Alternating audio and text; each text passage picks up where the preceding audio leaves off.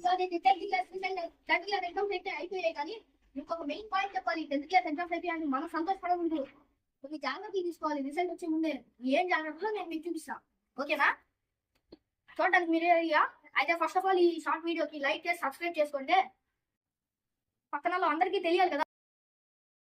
Mothers rapid force లాగా మా అమ్మ నా మీద దగ్గర దూకిందంటే మనం ఏం చేయలేం కాబట్టి. అలాగే మా అమ్మగారు తరుక్కుంటుందేమో, అందుకోసం ముందు జాగ్రత్తగా దాచిపెట్టేశాను ఆ గింట్లు వాటలు పెట్టకుండా ఉండడానికి. నెక్స్ట్ ఐటమ్ ఇదే మహా ఆయుధం, కింగుకే కింగ్. ఇదే మహా కింగు మన డాడీ. చూపించమంటారా? ఆయన కొట్టే వాటలకి విమానం మోగిపోవాల్సిందే. అదే వీటితోనే కొడతారు కదా, బెల్టులు. గుర్తొచ్చిందా మీకు?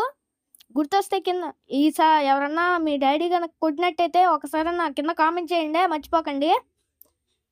ఓకే, ఇదైతే ఇక్కడ పెట్టేద్దాం, మళ్ళీ దాచి పెడదాం కావాలంటే.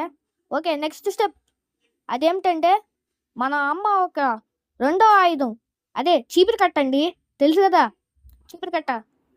ఆ చీపురు కట్ట ఇప్పుడు దాచి పెట్టబోతున్నాం. అయితే ఆడైతే మూల వేసేసాం. నెక్స్ట్ స్టెప్ ఏంటంటే